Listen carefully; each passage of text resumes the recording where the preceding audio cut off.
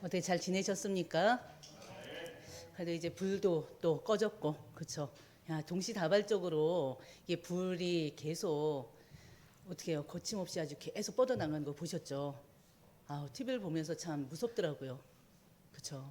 근데 다행히도 또 2주 만에 다 끝났어요. 근데 이제 중요한 건 이제 그걸로 인해서 피해를 받은 분들 그 고통을 또 그 상처를 우리가 또 기도로 도와줘야 되지 않을까 싶습니다. 여러분들의 매일매일의 삶이 정말 하나님과 함께하는 삶이 되고 계십니까? 아멘. 하나님과 함께하는 삶이 되셔야 돼요. 말씀과 함께하는 삶이 되셔야 됩니다.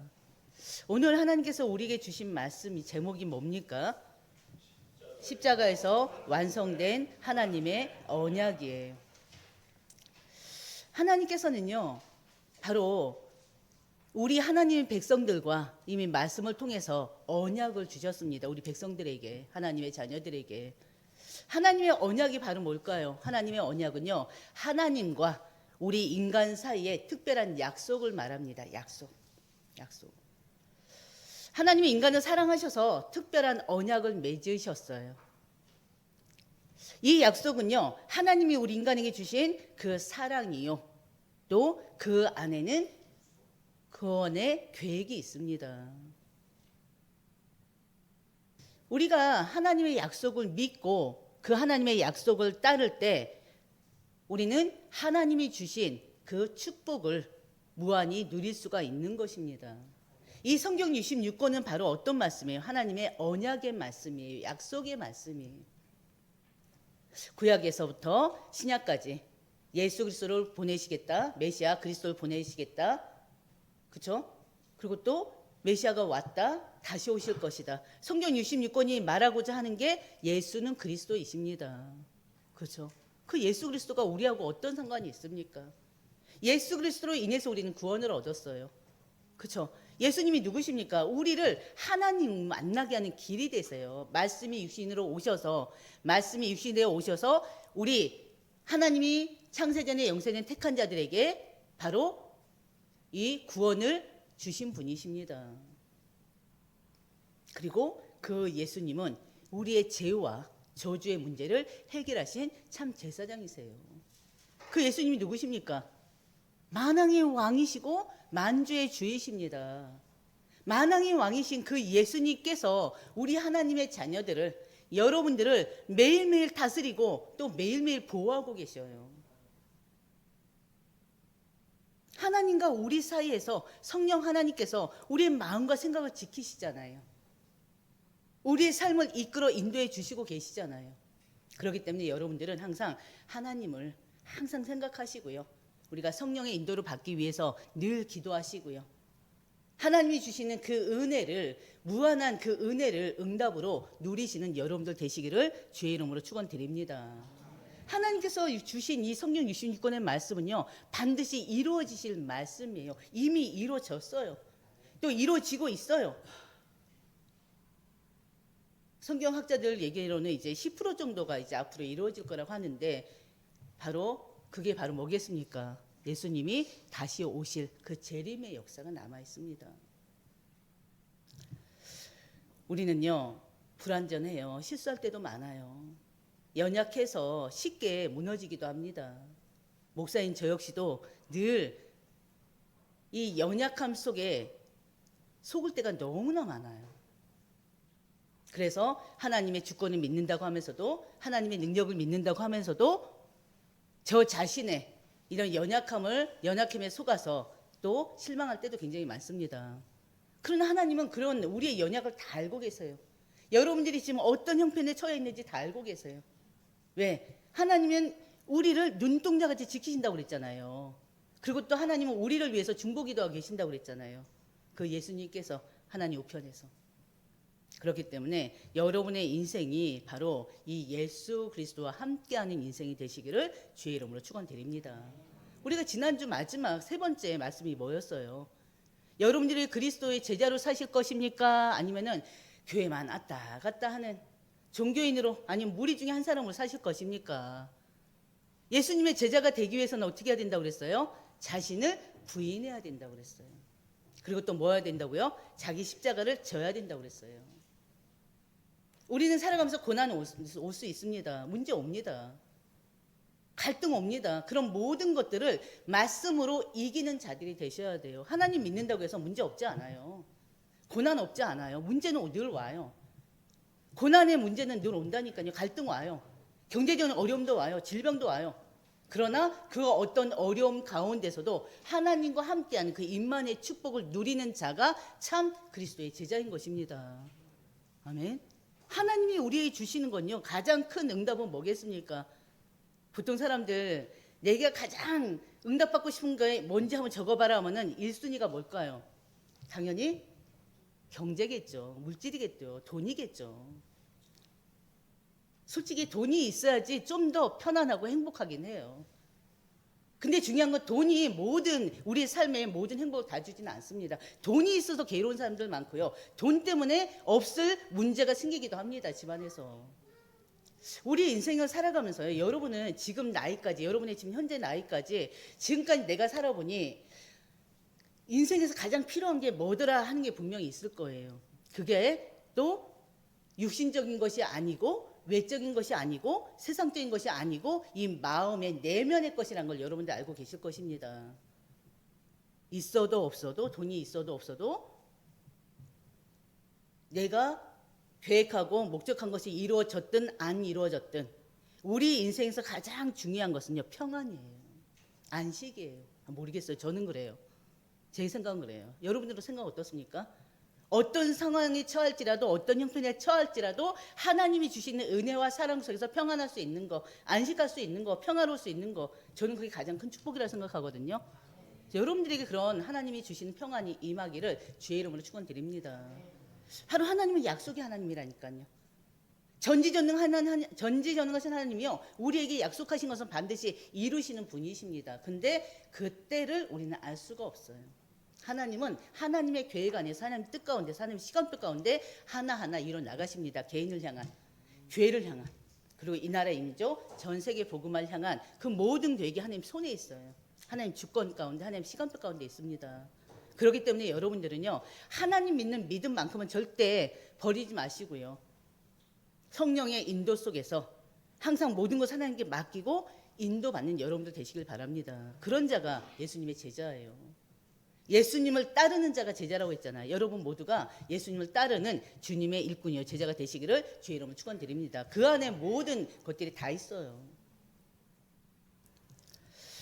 바로 오늘 말씀의 제목은 십자가에서 완성된 하나님의 언약이에요. 하나님의 언약은 반드시 성취됩니다. 우리가 요한복음 18장부터 계속 보고 있는 게 바로 뭡니까? 예수님의 십자가 가시는 길이에요. 고난의 십자가를 가시는 길을 우리는 말씀을 통해서 계속 보고 있습니다. 오늘 말씀은 여러분들이 읽은 것처럼 예수님이 십자가에서 돌아가시는 모습이에요. 누구 때문에요? 여러분 한 사람 한 사람 때문에요. 우리의 제 문제를 해결하기 위해서 예수님께서 십자가에서 돌아가시는 모습을 우리는 오늘 말씀을 읽었고요. 이제는 그 모습을 우리는 말씀을 통해서 듣게 됩니다. 근데 중요한 것은 왜 이 짧은 구간으로 끝냈느냐? 다른 더 넓힐 수 있는데 왜 그러냐면요, 여러분들이 예수님의 일생을 다 알잖아요. 다 알지만 돌아가시기 이전에 예수님의 일생이 어땠는지를 다시 한번 되돌아보고자 하는 그런 마음 때문에 바로 이 말씀을, 오늘 말씀은 이렇게 딱 이게 짧게 28절에서 30절까지만 잡았어요. 왜? 예수님에 대해서 다시 한번 보고 싶어서. 여러분들이 예수님의 일생을 아시는데 오늘 다시 한번 보시면서 아, 예수님이 참 이렇게 사셨지. 이런 모든 과정들이 결국엔 나를 위한 과정이었지. 우리를 위한 과정이었지. 이 교회를 세우기 위한 과정이었지. 그렇게 보시면 돼요. 우리 한번 말씀 봅시다. 우리 첫 번째 나눌 말씀은 뭡니까? 큰 제목 한번 읽어보세요. 예수님의 탄생과 초기 생애. 우리가 첫 번째 나눌 말씀이에요. 예수님의 탄생은요, 이미 예언의 말씀하셨습니다. 구약에 이미 성경에 예언된 말씀이에요. 언약의 말씀이에요. 예수님은 미가서 5장 2절에 보면요, 바로 그 예수님이 어디서 난다고 그랬어요? 같이 보겠습니다. 베들레헴 에브라다야, 너는 유다 작은 족속 작을지라도 이스라엘을 다스릴 자가 내게서 나올 것이라. 그의 근본은 상고의 영혼에 있느니라. 미가서 5장 2절에 미가 선지자를 통해서 예수님의 탄생을 미리 예언하셨습니다. 어디서요? 베들레헴에서. 베들레헴에서. 그래서 예수님께서는요, 미가 선지자가 예언한 대로 2000년 전에 유대 베들레헴에서 마리아와 요셉의 아들로 태어나셨습니다. 다 아시는 내용이잖아요. 근데 태어나시긴 태어나셨는데 어디서 태어나셨습니까? 누가복음 2장 보면 예수님이 태어나신 장소가 나오죠. 어디서 태어나셨죠? 말구유에 눕히셨죠. 마구간의 말구유. 말의 먹이통에 뉘우셨습니다. 마리아와 요셉이요, 이제는 애고로 막 향하는 중이에요. 근데 막 진통이 느껴져요. 그래서 주변에 여관으로 들어갑니다. 근데 여관에 방이 없어요. 그래서 주인이 내준 곳이 마구간이었어요. 근데 그 예수님이 태어나고 나서 그 유대의 왕인 헤롯이 그 예수를 죽이려고 그랬어요. 왜 죽이려고 했는지 기억나십니까? 왜 죽이려고 그랬죠? 왕이 태어났다고 했기 때문에. 동방박사 세 사람이 이 예수님을 경배하러 가다가 만났단 말이에요. 근데 그 동방박사 세 사람이 입에서 나온 게 유대 베들레헴에 왕이 나셨다는 거예요. 그래서 이 헤롯 왕이 어떻습니까? 왕은 난데 그러면은 나 대신 누가 왕이 된단 말이냐. 그래서 그 예수님을 죽이려고 합니다. 그래서 어떻게 해요? 바로 헤롯 왕이요, 자기 왕위를 위협할까 봐 두려워서 아기 예수를 죽이려고 하는데, 예수님의 이제 탄생일로부터 3살 이전에, 그쵸, 남자아이들은 다 죽이도록 했죠.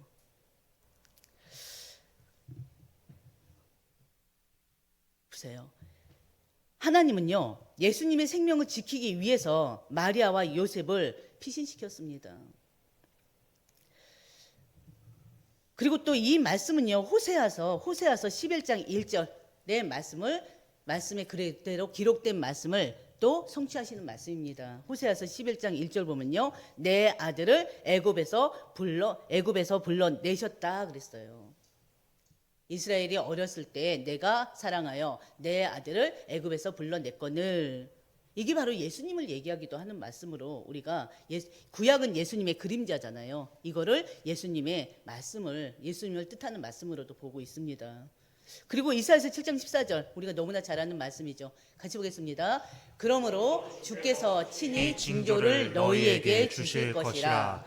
보라, 처녀가 잉태하여 아들을 낳을 것이요 그의 이름을 임마누엘이라 하리라. 임마누엘이 무슨 뜻입니까? 하나님이 여러분 우리와 함께 하신다, 그 뜻이에요. 아멘. 하나님이 나와 함께 하신다는 임마누엘, 우리와 함께 하신다 임마누엘. 근데 임마누엘을 거의 쓰지 않고요, 나와 우리와 함께 하신다 임마누엘, 그렇게 쓰고 있습니다. 바로 예수님의 탄생은요, 이사야서 7장 14절에 바로 예언된 말씀이었습니다. 예언된 대로 그 말씀이 성취됐어요. 또 마태복음 1장 18절에서 25절 보면요, 예수님은요 바로 마리아를 통해서 태어나셨는데 바로 생물학적인 그런 탄생이 아닙니다. 그런 잉태도 아니고 그런 탄생도 아니에요. 우리가 마태복음 1장 18절에서 25절 보게 되면요, 예수님의 나심은 이러하니라. 그의 어머니 마리아가 요셉에 약혼하고 동거하기 전에 성령으로 잉태된 것이니 그랬어요. 성령을 통해서 이 악의 씨가 바로 마리아 몸속에 넣어진 것입니다. 예수님의 탄생은요, 단순히 그런 인간적인 그런 과정을 통해서 이루어진 게 아닌 것입니다. 바로 하나님의 개입이 들어가 있습니다. 하나님이 개입하신 신적인 사건이에요. 그 성령으로 잉태됐다는 것이 뭐겠습니까? 성령으로 잉태됐다는 것은요, 예수님이 하나님의 아들이자 완전한 인간으로 이 땅에 오셨다는 것을 말씀하셔요. 예수님이 누굽니까? 하나님이시잖아요. 성자 하나님이시잖아요. 그 예수님께서 인간의 죄를 해결하기 위해서 육신의 몸을 가지고 오셨잖아요. 성령의 역사를 통해서 마리아 몸에 아기 씨가 넣어졌는데 그 마리아가 10달 동안 우리 인간과 똑같이 10달 동안 이 아이를 뱃속에서 어떻게 해요? 10달 동안 이 아이를 자라게 했어요. 그게 바로 뭐냐? 바로 그리고 10달 후에 태어나셨습니다. 인간하고 똑같은 모습으로 태어난 거예요. 예수님은 신성과 인성을 모두 지니신 분이십니다. 그 예수님은 하나님이세요. 그리고 인간이세요. 그렇죠? 여러분들이 이미 알고 계시는데 그 예수님이 성육신으로 오신 바로 하나님이라는 걸 여러분들이 반드시 아셔야 됩니다.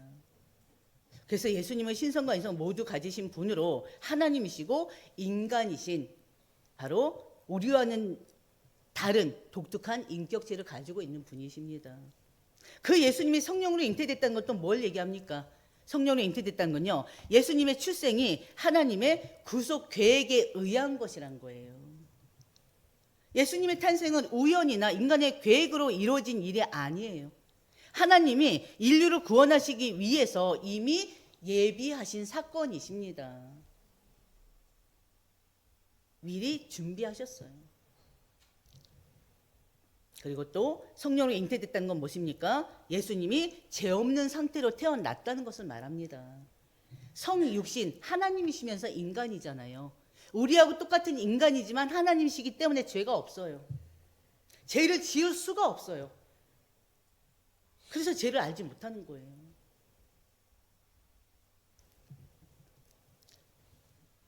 근데 이 사실이 바로 그의 남편, 지금은 아니 이 예수님이 잉태되기 전에는 바로 누구였습니까? 남편이 아니라 약혼자였잖아요, 요셉이. 그러니까 요셉이 어떻습니까? 가만히 꿈꾸자 했어요. 왜? 마리아가 다른 사람의 아이를 임신한 줄 알고. 그때 어떻게 했습니까? 천사가 나타나서 마리아 데려오기를 무서워하지 말라 그랬죠.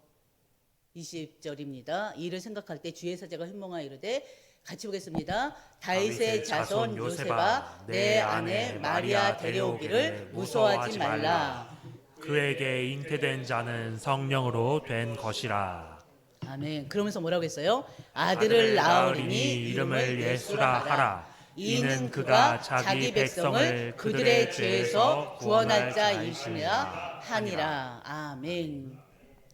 요셉은요, 마리아를 의심할 수밖에 없잖아요. 자기 약혼녀인데 임신을 했잖아요. 나는 같이 밤을 보낸 적도 없는데. 근데 어떻게 해요? 그러니까 의심할 수밖에 없죠. 그래서 조용히 가만히 꿈꿔자 했던 것입니다. 근데 그날 밤에 천사가 그 마리아의 몸속에 있는 아이는 생물학적 아이가 아니라 하나님의 성령을 통해서 주신 아이임을 얘기를 하면서 아들을 낳게 될 것인데 그 아들을 낳으면 예수라고 하라고 이름까지 줘요. 이게 바로 하나님의 방법이었습니다.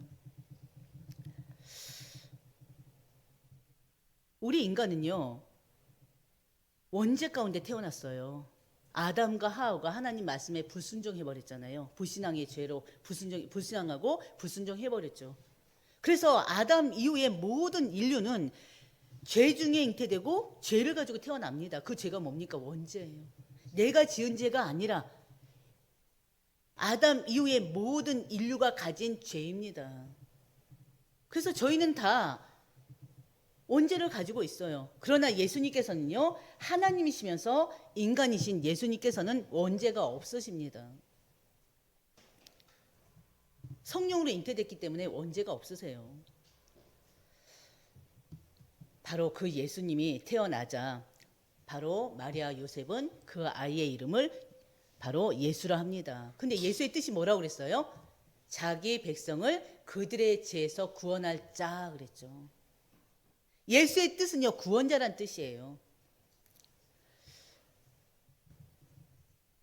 그리고 또 예수의 뜻은요, 우리가 원어로 봤을 때는 바로 여호와는 구원이시다, 여호와가 구원하신다, 그 뜻입니다. 그래서 구속자, 구원자, 중보자로서 예수님의 신성과 사명을 대표하는 이름이 바로 예수예요.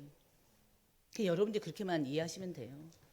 예수님은 유년기와 어린 시절에 대해서 성경에 기록이 많지는 않아요. 많지는 않지만 몇 가지 기록을 보면요. 예수님은 어떤 분이냐? 누가복음 2장 40절에서 52절을 보면요. 예수님은 성장하면서 지혜와 또 은혜가 충만한 아이였다라는 것을 볼 수가 있습니다. 예수님 12살 때요. 12살 때 예루살렘 성전에서요. 하나님이 주신 그 뛰어난 지혜, 아니고 또 자기 스스로 하나님이시잖아요. 하나님이시기 때문에 가지고 있는 그 뛰어난 지혜로 바로 12살 때요. 바로 율법 학자들과 대화하셨던 분이세요. 12살 때.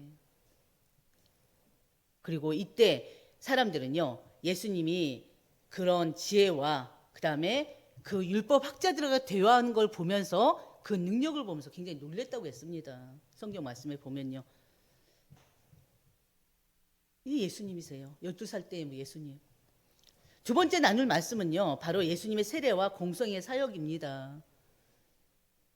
예수님은요. 30세 때 공적 사역을 시작하셨죠. 공생의 사역을 시작하셨습니다.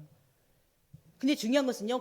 사역을 시작하기 전에 하셨던 일이 바로 세례 요한에게 세례를 받으신 일이에요. 예수님은 죄가 없으셔요. 그렇지만 인류의 죄를 대신 짊어지기 위한 그 공생의 시작을 하시면서 바로 세례부터 받으신 것입니다. 마태복음 4장 1절에서 11절을 보면요. 세례 받으시고 나서 예수님은 바로 성령에 이끌려서 광야로 가셨어요. 성령에 이끌려서 광야로 가셨다고 그랬어요. 광야에서 40일 동안 금식하시면서 기도하십니다. 이때 어떤 일이 있었죠? 마귀의 시험이 있었죠. 그러나 예수님께서는요, 이 마귀의 시험을요, 하나님의 말씀으로 물리치셔요. 그리고 공생의 사역을 이제는 시작하십니다. 예수님은요, 사역을 하시면서 가장 먼저 하셨던 게 제자들을 부르는 일을 하셨어요. 그래서 예수님이 12제자를 부르셔서 그들과 함께 사역을 시작하셨습니다. 마태복음 4장 18절에서 22절 보면요, 예수님은 누구를 부르셨냐? 시몬. 시몬의 이름이 누굽니까?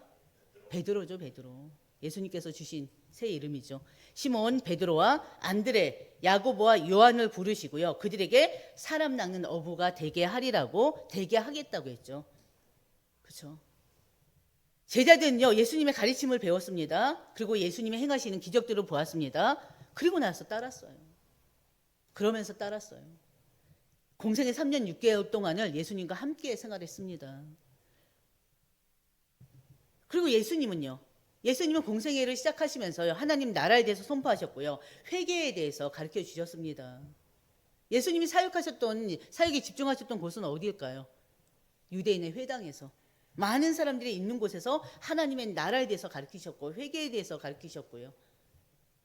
그리고 또 예수님은 구원의 메시지를 계속적으로 전하셨습니다. 그리고 또 예수님께서는요. 많은 기적과 이적을 행하셨어요. 병든 자들 고치셨죠. 귀신 들린 자들 귀신 내쫓으셨죠. 우리가 요한복음에서도 지난주에도 말씀하셨던 것처럼 물이 변해서 포도주가 되고 38년 된 병자가 고쳐지고 왕의 신하의 아들이 다 죽어가는 왕의 신하 아들을 고치셨고 또 성경에 보면 나면서부터 또 베드로도 나면서부터 안진병이 고치셨잖아요. 그런데 예수님도 그러셨고요. 그리고 또 소경, 기머거리, 귀를 못 듣는 자들 예수님이 다 치유하셨어요. 그리고 죽은 지 사흘 된 나사로까지 살리셨습니다. 이 예수님의 기적을 보면서 많은 사람들이 예수님을 따르기도 했었죠.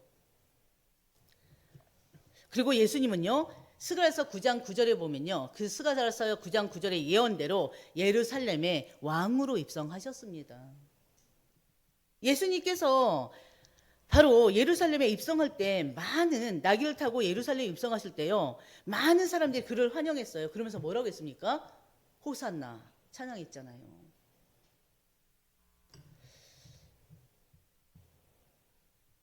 우리가 이 스가랴서 9장 9절의 말씀 예언대로 예수님께서 예루살렘의 왕으로 입성하셨는데 그것이야말로 바로 예수님이 메시아임을 드러내시는 사건이기도 했었습니다.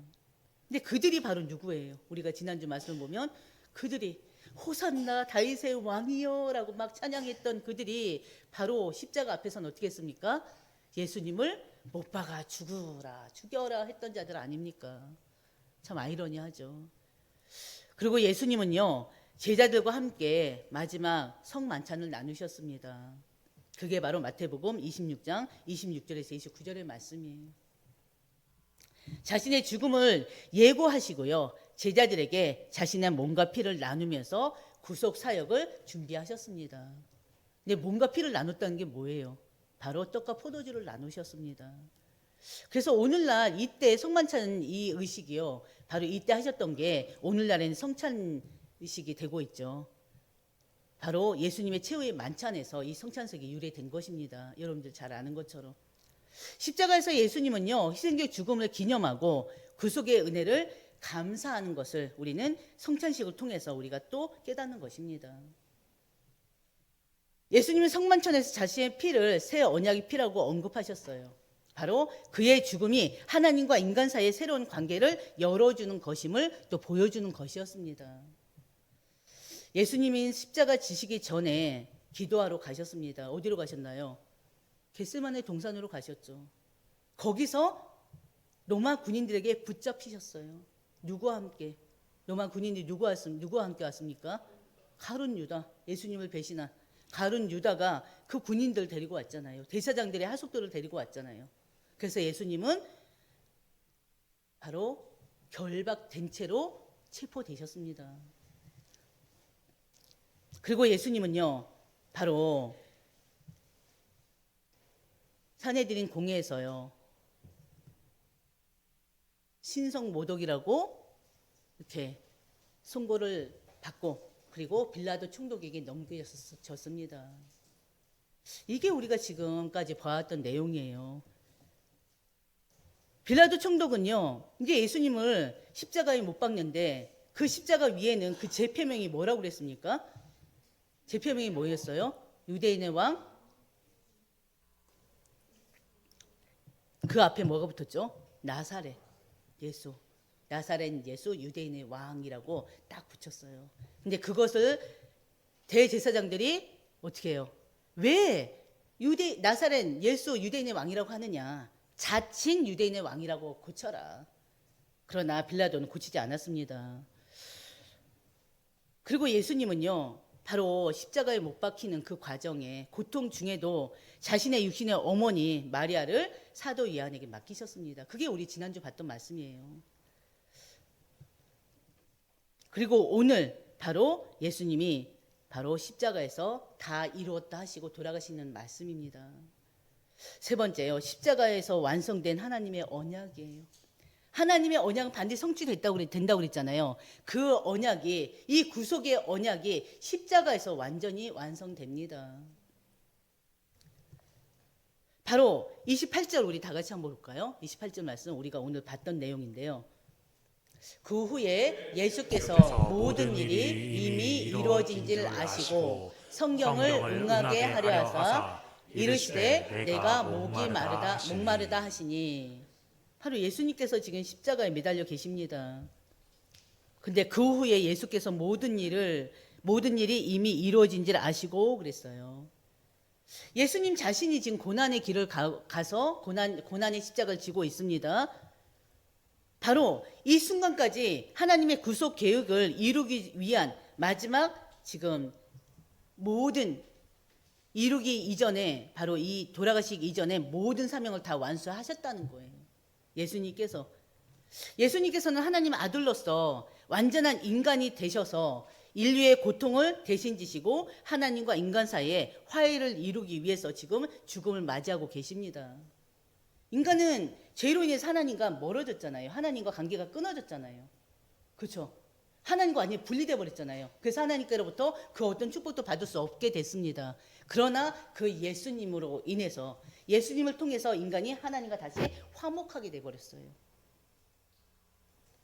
지금 그 일을 지금 예수님께서 행하시는 것입니다.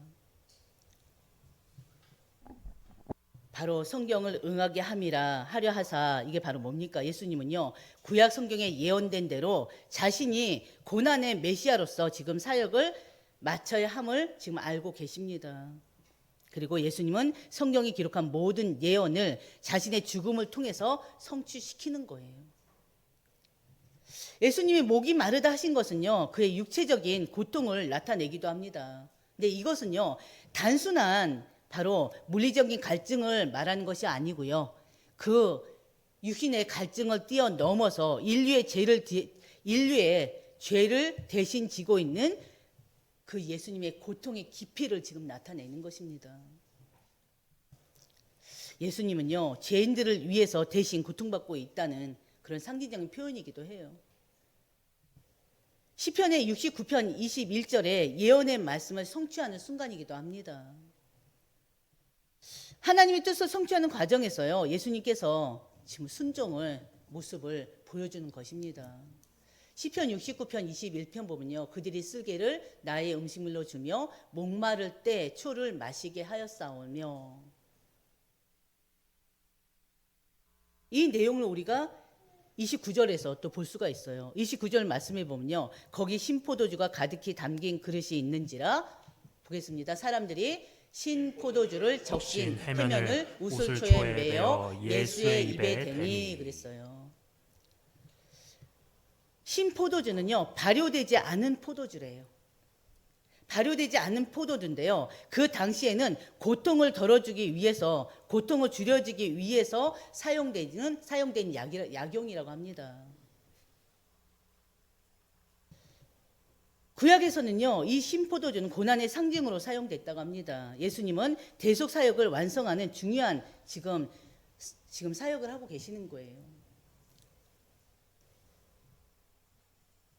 그리고 예수님의 이 포도주는요, 예수님의 피를 상징하잖아요. 바로 예수님의 대속 사역을 완성하는 중요한 요소로도 볼 수가 있습니다. 그리고 또 여기서는 바로 신포도주라고 했는데요, 마태복음 27장 34절 보면은 사람들이 쓸개탄 포도주라고 그랬어요. 쓸개탄 포도주. 그리고 마가복음 15장 23절에는요, 모략을 넣은 포도주라고 했습니다. 그것을 지금 예수님에게 지금 다시 29절 한번 보여주세요. 바로 사람들이 신포도주를 적신 해면은 이제 스펀지 같은 걸 얘기합니다. 우슬초에, 그러니까는 우슬초에 이 스펀지를 껴가지고 예수님이 이제 십자가 매달렸으니까 위로 이렇게 해가지고 입에 적셔 주려고 하는 거예요.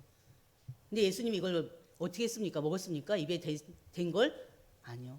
예수님 거부했어요. 왜? 하나님 뜻을 이루기 위해서. 예수님은 이 음료를 마시지 않고요, 하나님 뜻을 온전히 이루기 위해서 모든 고통을 감내하셨습니다. 그리고 구속 사역을 완성하셨습니다. 바로 예수님의 대속적인 죽음과 구속의 완성을 보시길 바랍니다. 예수님께서는요, 신포도주를 받으신 후에 이르시되 다 이루었다 하시고 머리를 숙이니 영혼이 떠나가시다 그랬어요. 누가복음 23장 46절에는요, 아버지여 내 영혼을 아버지 손에 부탁하나이다 하고 떠나갔다고 했어요. 그 영혼이. 예수님께서 다 이루셨다고 하신 것은요, 예수님이 이 땅에 오셔서 하신 모든 사역이 이제는 끝났다는 것을 선언하시는 것입니다. 구속의 모든 과정이 다 완성된 거예요. 그래서 예수님의 삶과 사역은요, 전적으로 하나님 구속 계획에 의해서, 계획에 따라 이루어졌음을 우리는 말씀을 통해서도 확인할 수가 있습니다. 예수님은요, 다 이뤘다는 말씀을 통해서 구약 성경에서 예언된 메시아의 그 사역을 완전하게 완성하신 것입니다. 예수님이 겪으신 고난과 죽음은요, 모두 구약의 예언을 실현한 것들이에요. 예수님의 고난과 고통을 우리가 얼마나 많이 봤습니까? 그리고 예수님이 다 이루었다 하신 것은요, 그 예수님이 하나님께 완전히 순종했음을 보여주는 말씀이기도 합니다.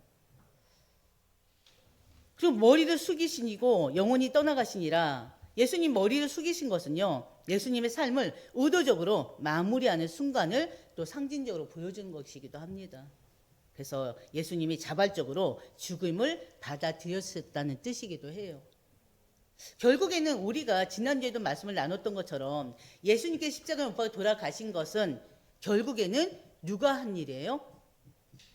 하나님이 하신 일이고 예수님이 스스로 자발적으로 순종하신 결과입니다. 외적으로는 빌라도 총독에 의한 거죠. 빌라도 총독이 십자가형을 했으니까, 처리했으니까. 근데 중요한 것은 우리가 더 깊이 자세히 보면 하나님이 하신 일이요, 그 하나님이 하신 그 일에 예수님이 순종하고 자발적으로 따랐던 일입니다. 왜냐하면 예수님은 자신에 대해서 절대 변호하지 않았잖아요. 변명도 하지 않았잖아요. 그냥 묵묵히 따라가셨잖아요. 그게 바로 예수님 스스로가 자신의 그런 십자가의 죽음을, 하나님의 그 계획에 순종해서 죽음을 죽으셨다는 것입니다. 그러면 우리 삶에서 다 이뤘다는 그 의미가 뭐겠습니까? 예수님은 우리 인간의 죄를, 나의 죄를, 여러분의 죄를 대신해서 그 죄가를 치르셨어요. 어디서? 십자가에서요. 그래서 예수님의 죽음은요, 우리 죄를 없애는 완전한 대속의 죽음이었다는 거, 여러분들 이미 알고 계시잖아요. 그렇기 때문에 그 예수님의 그 대속의 죽음에 우리는 항상 감사하는 삶이 돼야 되겠고요.